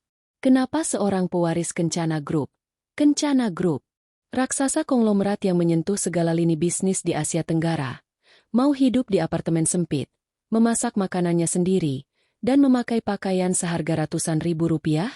Dia pasti sedang mempermainkannya. Pak Bram. Suara Rian memecah lamunannya. Kita sudah sampai. Bram mendongak. Rumah itu berdiri megah, simbol kemenangannya. Tapi kini, rumah itu terasa dingin dan mengancam. Cari tahu. Perintah Bram dengan suara serak saat dia keluar dari mobil. Cari tahu apa, Pak? Anya Surya Kencana. Kencana Group. Cari tahu semua yang kamu bisa. Dan cari tahu di mana Handoko. Aku meneleponnya puluhan kali, tidak diangkat. Baik, Pak. Bram masuk ke dalam rumah yang gelap. Dia tidak menyalakan lampu. Dia langsung menuju ruang kerjanya dan menuang segelas besar brandy. Dia harus berpikir. Surat perintah pengadilan baru. Pembekuan aset. Ini semua pasti ulah Handoko. Ya, Handoko pasti mencoba memerasnya. Dia pasti bersekongkol dengan bank untuk menakut-nakutinya agar dia membayar fee lebih besar. Tapi, Kencana Group? Dia mencoba menertawakan absurditas itu. Anya, si polos yang menangis saat ikan koinya sakit? Bagian dari Surya Kencana? Tidak mungkin. Dia tertidur di meja kerjanya. Botol brandy setengah kosong di sampingnya. Dia terbangun oleh getaran ponselnya yang tiada henti di atas kayu. Sinar matahari pagi menusuk matanya. Kepalanya berdenyut hebat. Dia melihat layar ponselnya. 27 panggilan tak terjawab. Semua dari Rian. Dia mengangkat telepon. Ada apa, Rian? Pagi-pagi buta. Pak, Bapak harus ke kantor. Sekarang. Suara Rian terdengar panik. Diambang histeris. Ada apa? Bicara yang jelas. Semuanya hancur. Pak, hancur. Jantung Bram mencelos. Dia berlari ke mobilnya. Bahkan tanpa mengganti pakaiannya yang bau alkohol dan asap cerutu. Dia memacu mobilnya. Melanggar beberapa lampu merah. Saat dia tiba di kawasan ruko tempat kantornya berada, dia sudah bisa melihatnya dari kejauhan. Kekacauan. Puluhan karyawannya berdiri bergerombol di lobi. Wajah mereka pucat dan ketakutan. Beberapa wanita menangis. Saat mereka melihat Bram, tatapan mereka berubah menjadi marah. Pak Bram, ada apa ini? Kenapa kita tidak bisa masuk? Satpam bilang kantor disegel. Bram mendorong kerumunan itu. Benar saja. Di pintu kaca kantornya, kantor yang ia rintis dari nol, dengan uang modal awal dari Anya, fakta yang selalu ia lupakan, terpampang segel besar berwarna merah dari pengadilan. Disita sementara. Begitu bunyi tulisan di atasnya. Rian, teriak Bram, menemukan asistennya yang sedang ditarik-tarik oleh beberapa manajer. Pak Bram. Rian berlari ke arahnya. Wajahnya pucat pasi. Ini gila, Pak. Apa yang terjadi? Saya tidak tahu. Pukul 7 pagi tadi, orang-orang dari pengadilan datang dengan kurator. Mereka menyegel semuanya. Dan apa? Klien. Pak, klien terbesar kita. Bram membeku. Klien terbesar mereka. PT Sinar Mentari Sejati. Sebuah perusahaan logistik raksasa yang kontraknya menyumbang 60% dari total pendapatan perusahaan Bram. Kontrak yang baru saja mereka menangkan 3 bulan lalu, yang membuat Bram merasa tak terkalahkan. Kenapa dengan sinar mentari? Bisik Bram. Mereka memutus kontrak. Pagi ini, pukul 8. Mereka mengirim email ke bagian legal. Mereka bilang kita melakukan one prestasi. One prestasi? Atas dasar apa?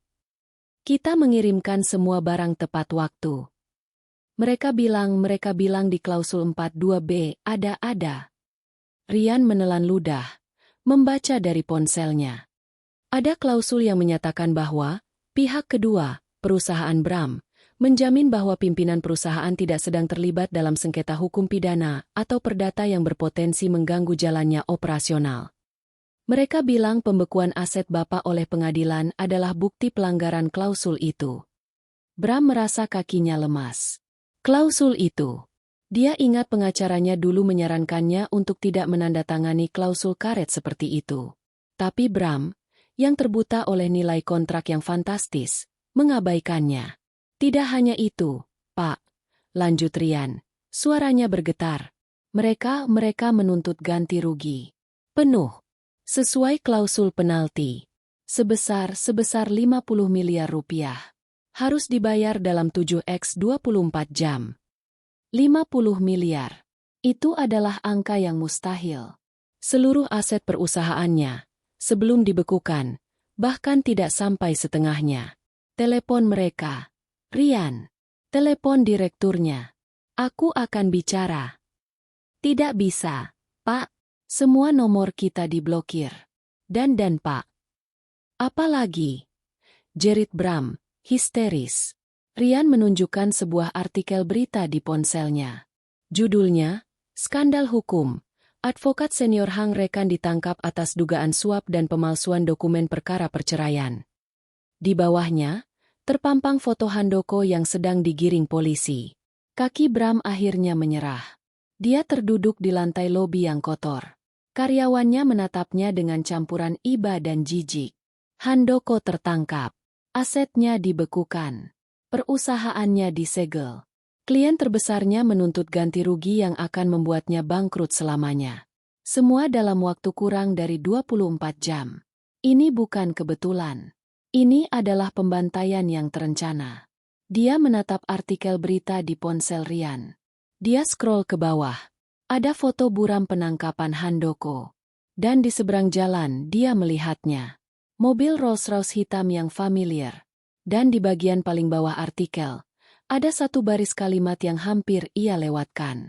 Menurut sumber kami, PT Sinar Mentari Sejati, yang baru-baru ini mengguncang dunia logistik, diketahui merupakan anak perusahaan yang baru diakuisisi oleh Kencana Group. Bram tertawa. Tawa kering, serak, dan putus asa. Dia telah menari di tangan Anya selama ini. Kontrak terbesar dalam hidupnya bukanlah kemenangan. Itu adalah tali gantungan yang Anya pasangkan dengan rapi di lehernya. Dan dia baru saja menendang kursinya sendiri. 3 hari terasa seperti 3 tahun. Bagi Bramantio, dunia telah runtuh dalam gerakan lambat yang menyakitkan. Setelah berita tentang Sinar Mentari dan penangkapan Handoko tersebar, kiamat kecilnya dimulai. Karyawan yang tadinya marah, kini putus asa. Mereka tidak bisa menyentuh aset perusahaan yang disegel untuk pesangon mereka. Mereka semua pergi, satu persatu, meninggalkan Bram sendirian di lobi ruko yang kini terasa seperti kuburan. Rian adalah yang terakhir pergi. Dia meletakkan kunci cadangan mobil kantor, yang bensinnya hampir habis, di lantai di depan Bram, bersama dengan sisa uang tunai dari dompetnya sendiri, 2 lembar 50 ribuan. Maaf, Pak, kata Rian pelan. Matanya memerah. Saya punya keluarga. Bram tidak menjawab. Dia hanya menatap segel merah di pintu kantornya. Dia kembali ke rumah. Rumah kemenangannya. Tapi rumah itu kini terasa hampa dan bermusuhan. Listrik sudah diputus. Rupanya, tagihan terakhir belum terbayar karena pembekuan aset. Laras tidak pernah kembali. Dia lenyap. Bersama tas Birkin dan jam tangan Patek Philippe yang Bram beli. Dia membayangkan Laras sudah mencari mangsa baru. Bram hidup dalam kegelapan, memakan apapun sisa makanan kering yang ada di dapur, meminum air langsung dari keran. Dia berantakan. Pakaiannya adalah setelan kusut yang ia kenakan saat berlari ke kantor. Janggutnya mulai tumbuh, menusuk-nusuk pipinya. Dia persis seperti apa yang ia teriakan pada Anya. Seorang gembel. Surat-surat tagihan mulai menumpuk di lantai dekat pintu, diselipkan oleh kurir di bawah celah. Tagihan kartu kredit yang ditolak, tagihan denda dari restoran, dan yang paling menakutkan, surat somasi pertama dari tim legal Sinar Mentari, menuntut pembayaran 50 miliar rupiah. Dia tertawa getir. 50 miliar.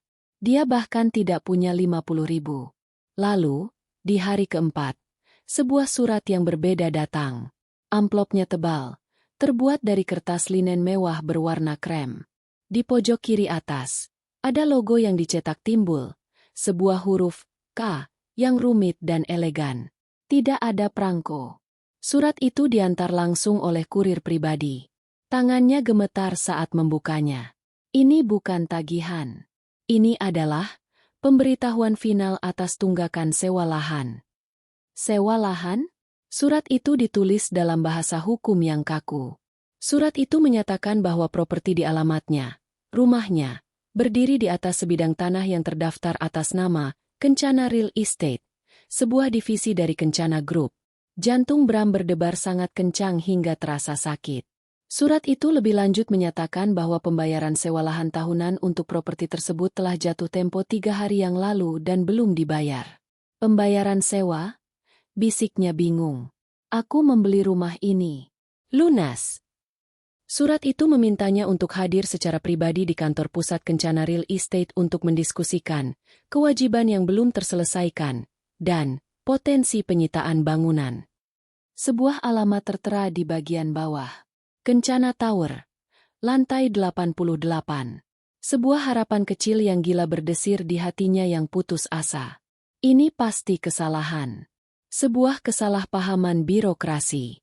Jika dia bisa bertemu mereka, jika dia bisa bertemu dia bisa menjelaskan. Dia bisa memohon.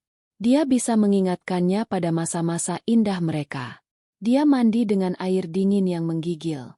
Dia menemukan kemeja terakhir yang tersisa di lemari, sedikit kusut tapi bersih. Dia menggunakan uang 100.000 peninggalan rian untuk memesan taksi online termurah ke alamat itu. Perjalanan itu adalah siksaan. Dia melihat gedung-gedung pencakar langit yang berkilauan, sementara dia duduk di kursi belakang yang robek, berbau asap rokok, sebagai seorang pria hancur. Kencana Tower menjulang di depannya seperti raksasa dari kaca dan baja. Itu adalah gedung tertinggi di negara ini. Lobinya lebih mirip museum seni modern daripada kantor. Lantainya terbuat dari marmer Italia yang bisa membuatnya berkaca, dan di tengahnya tergantung lampu kristal seukuran mobil. Dia berjalan ragu ke meja resepsionis, merasa setiap mata memandang rendah dirinya. Saya Bramantio. Saya punya janji dengan Kencana Real Estate, katanya pelan. Resepsionis yang sangat cantik itu menatapnya sejenak, lalu mengetik sesuatu di komputernya. Senyumnya kaku. Ah, Tuan Bramantio. Benar. Anda ditunggu di lantai 88. Silakan gunakan lift pribadi di sebelah sana. Lift pribadi itu melesat ke atas dalam keheningan yang memekakan telinga. Pintu lift terbuka. Dia tidak melangkah ke kantor, melainkan ke sebuah penthouse lounge yang luas. Tuan Wijaya sedang menunggunya. Tuan Bramantio. Silakan, kata Tuan Wijaya, wajahnya tanpa ekspresi. Di mana Anya? Tanya Bram, suaranya bergetar. Saya perlu bicara dengan Anya. Nona muda sedang rapat, tapi beliau bersedia meluangkan waktu untuk Anda. Tuan Wijaya membimbingnya menyusuri koridor yang dilapisi karya seni asli. Mereka berhenti di depan pintu ganda dari kayu X setinggi 4 meter. Tuan Wijaya membukanya. Bram melangkah masuk ke ruang rapat terbesar yang pernah ia lihat. Seluruh dinding di hadapannya adalah kaca, menyajikan pemandangan kota Jakarta dari ketinggian yang memusingkan. Di tengah ruangan, sebuah meja mahogani hitam yang sangat panjang terbentang. Di ujung meja, seperti seorang ratu di singgasananya, duduk Anya Surya Kencana. Dia mengenakan dress kerja berwarna burgundi yang tajam, rambutnya tertata rapi ke belakang. Di sisinya duduk Tuan Adnan, kepala tim hukum, dan selusin pengacara lainnya. Semuanya menatap Bram dengan tatapan dingin. Ruangan itu begitu senyap. Bram bisa mendengar deru napasnya sendiri. Anya, bisiknya, melangkah maju. Selamat siang, Bramantio, kata Anya. Suaranya sedingin es di puncak gunung. Tidak ada lagi kehangatan. Tidak ada lagi panggilan, Mas. Terima kasih sudah datang. Melihatnya di sana, begitu kuat, begitu berkuasa, begitu tak terjangkau. Sementara dia berada di titik terendahnya, sesuatu dalam diri Bram patah. Dia tidak berjalan. Dia berlari kecil, lalu tersandung karpet tebal, dan jatuh berlutut beberapa meter dari meja. Anya, sayang, tolong. Para pengacara terkejut oleh pemandangan itu. Tapi Anya tetap tidak bergerak. Anya, maafkan aku. Air mata panas mengalir di pipinya. Air mata penyesalan. Tapi lebih banyak air mata ketakutan. Aku bodoh. Aku dibutakan oleh Laras. Dia menjebakku. Dia yang merencanakan semuanya. Dia merangkak sedikit lebih dekat. Dan Handoko, pengacara sialan itu. Dia menipuku. Dia bilang itu semua legal. Aku tidak tahu apa-apa. Anya, aku bersumpah. Anya hanya menatapnya. Tolong, Anya ingat 5 tahun kita. Isaknya, menggapai-gapai. Ingat bagaimana kita merintis semuanya? Aku tahu aku salah. Aku sangat salah. Tapi tolong beri aku satu kesempatan lagi. Aku akan ceraikan Laras. Aku akan jadi apapun yang kamu mau. Aku akan jadi asistenmu, sopirmu. Aku akan membersihkan sepatumu. Apa saja. Tapi tolong jangan ambil semuanya dariku. Dia menundukkan kepalanya hingga dahinya menyentuh karpet. Terisak-isak dengan putus asa. Keheningan yang menyiksa memenuhi ruangan. Hanya terdengar suara isak tangis Bram yang menyedihkan. Akhirnya, Anya berbicara. Berdiri, katanya. Perintah itu begitu tajam dan penuh otoritas. Bram langsung menurut, berdiri dengan goyah. Wajahnya basah oleh air mata dan ingus. Pertama, kata Anya, jangan pernah menyalahkan wanita lain atas pengkhianatanmu sendiri. Kamu memilih Laras karena egomu, bukan karena dia menjebakmu. Kedua, dia melanjutkan.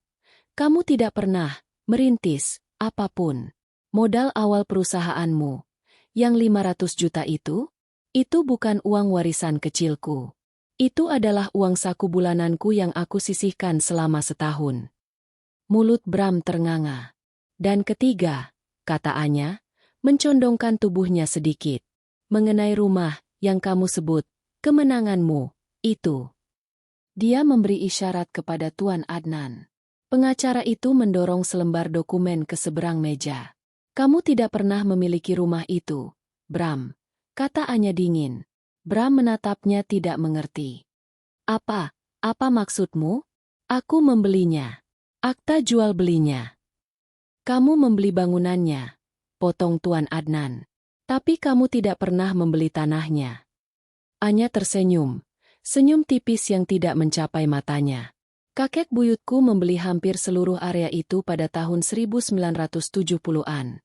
Pengembang yang membangun kompleksmu menandatangani kontrak sewa lahan 99 tahun dengan Kencana Group. Kamu membeli rumah itu dari pemilik sebelumnya, dan melanjutkan sisa masa sewanya. Bram menggelengkan kepalanya.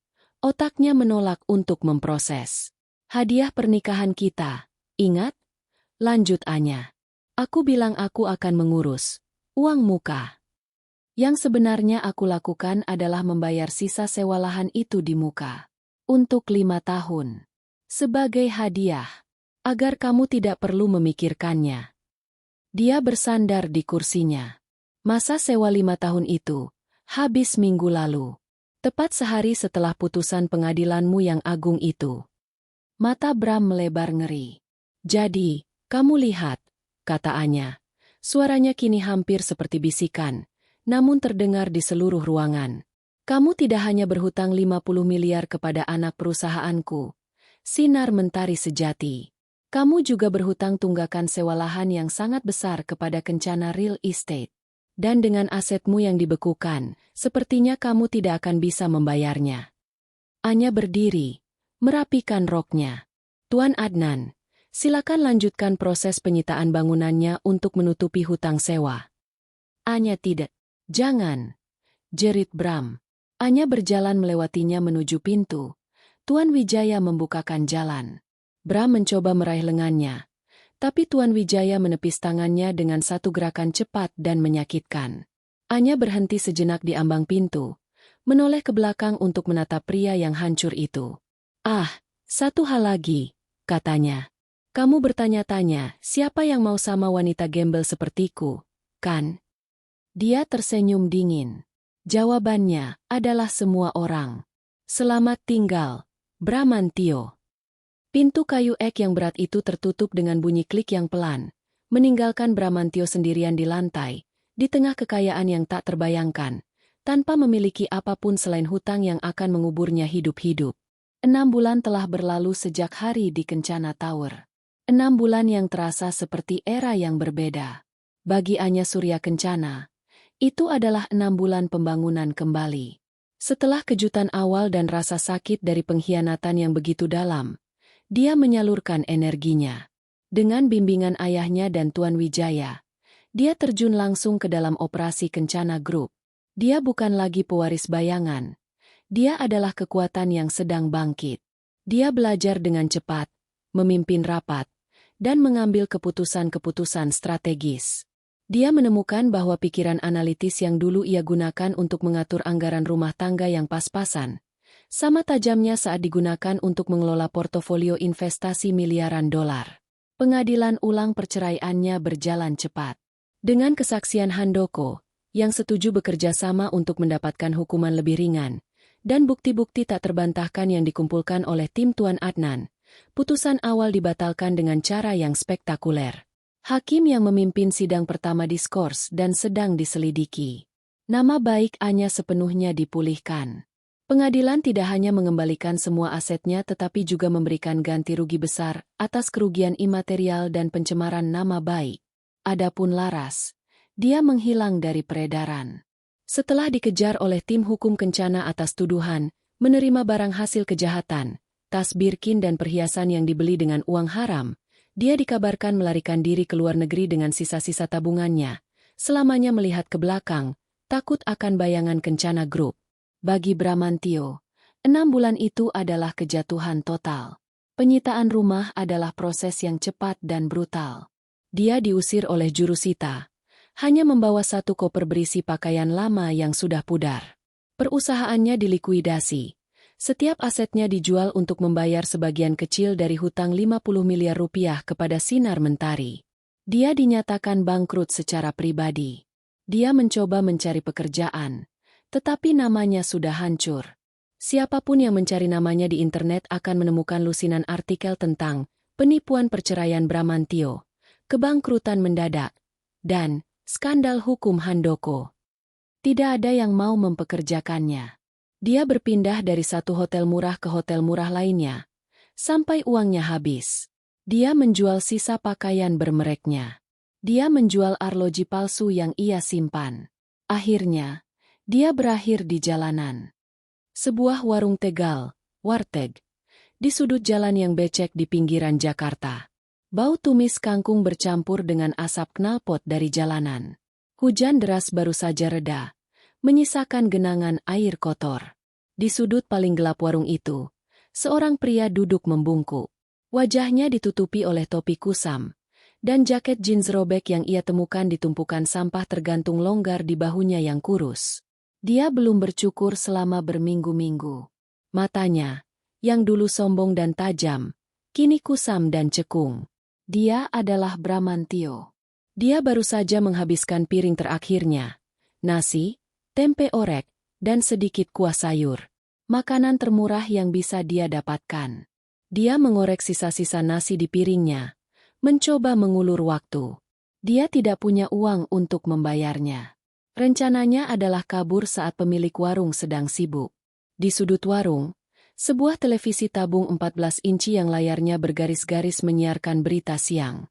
Dan dalam berita utama hari ini, kata pembawa berita dengan antusias, konglomerat Kencana Group hari ini meluncurkan inisiatif filantropi terbesarnya hingga saat ini.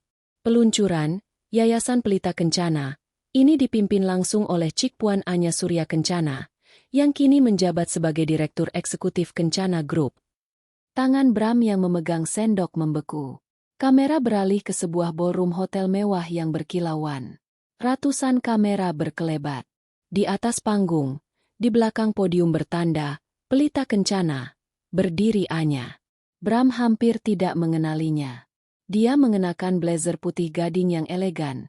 Rambutnya tergerai dalam gelombang lembut. Wajahnya dirias tipis namun profesional.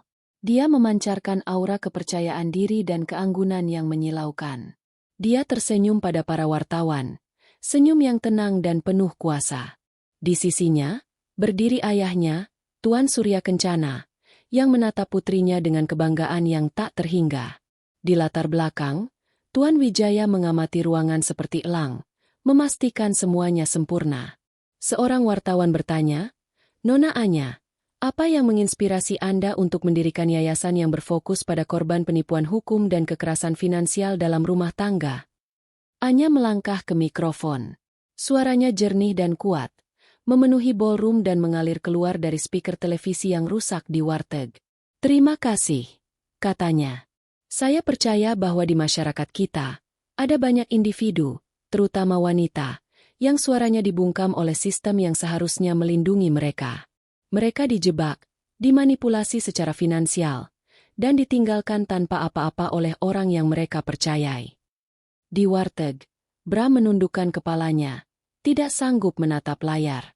"Yayasan Pelita Kencana," lanjut Anya, "didirikan untuk menjadi pelita bagi mereka yang berada dalam kegelapan. Kami akan memberikan bantuan hukum pro bono terbaik, perlindungan di rumah aman, dan pelatihan keterampilan agar mereka bisa mandiri. Kami di sini untuk memberitahu mereka bahwa mereka tidak sendirian, dan bahwa kehancuran bukanlah akhir. Itu adalah awal dari sesuatu yang baru dan lebih kuat." Tepuk tangan riuh meledak di ballroom. "Hebat sekali ya, Nona Anya itu," kata pemilik warteg, seorang ibu parubaya yang sedang mengelap meja di dekat Bram. Bram tersentak, mengira dia ketahuan. Ibu itu tidak memandangnya. Matanya terpaku pada TV. Cantik, kaya raya, tapi hatinya mulia sekali. Mau menolong orang-orang susah yang ditipu suaminya. Bram tidak bisa bernapas. "Beda sekali sama laki-laki sampah di luar sana," lanjut ibu itu dengan geram. "Saya baca ceritanya. Ada pengusaha bangkrut yang katanya menipu istrinya sampai habis-habisan. Dikasih karma instan sama Tuhan. Sekarang jadi gembel beneran katanya. Manusia kayak gitu pantasnya. Mas." Ibu itu akhirnya menoleh ke Bram, yang duduk gemetar. Wajahnya pucat pasi. "Makanannya sudah habis. Mas, mau nambah?" Bram menggelengkan kepalanya dengan panik. "Totalnya 12.000, kata ibu itu. Bram menatapnya dengan mata putus asa. Dompet saya ketinggalan," bisiknya. Kebohongan yang terdengar sangat menyedihkan. Mata ibu itu langsung menyipit. Dia melihat pakaian Bram yang kotor, wajahnya yang tidak terurus. "Ah, alasan klasik. Mau kabur, ya? Keluar kamu," teriaknya. "Dasar gembel. Sudah dikasih makan, tidak mau bayar. Pergi." Dia meraih lengan Bram dan menariknya dengan kasar ke pintu. Bram, yang tubuhnya lemah karena kurang gizi, tersandung dan jatuh ke trotoar yang becek di luar. Dia terbatuk-batuk. Rasa malu dan putus asa membakarnya. Di dalam warteg, di layar televisi, Anya Surya Kencana sedang tersenyum saat dia secara simbolis memotong pita peresmian yayasannya. Kamera menyorot wajahnya yang bersinar. Wajah seorang wanita yang telah mengambil rasa sakitnya yang terdalam dan mengubahnya menjadi kekuatan untuk menolong ribuan orang. Bramantio, basah kuyup, kotor, dan kelaparan, duduk di genangan air di pinggir jalan. Dia menatap bayangannya sendiri di jendela warteg. Di pantulan kaca itu, dia bisa melihat wajahnya yang kotor, dan tepat di atasnya, gambar Anya yang tersenyum di layar TV. Dia telah berteriak, "Mana ada yang mau sama wanita gembel kayak kamu?" Kini, dia adalah gembel itu. Dan Anya telah membuktikan jawabannya. Seluruh dunia menginginkannya. Bram menundukkan kepalanya, membiarkan gerimis dingin membasahi rambutnya yang kusut. Dia tidak punya apa-apa. Dia bukan siapa-siapa. Dia telah kehilangan segalanya, persis seperti yang telah ia rencanakan untuk Anya. Keadilan, ternyata, telah menemukan jalannya sendiri.